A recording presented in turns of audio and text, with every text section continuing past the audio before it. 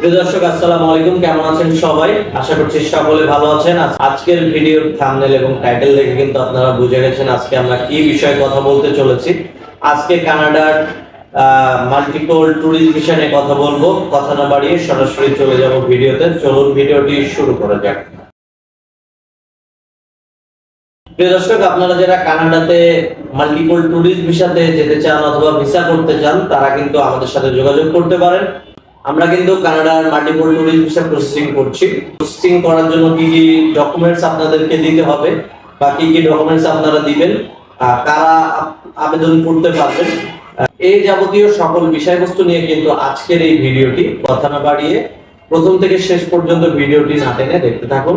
প্রিয় দর্শক, আপনারা যারা আমাদের চ্যানেলে আজকে নতুন, অবশ্যই চ্যানেলটা সাবস্ক্রাইব করে দিবেন। ফেসবুক থেকে যারা দেখছেন পেজটা অথবা আইডিটা ফলো করে দিবেন। আপনারা যারা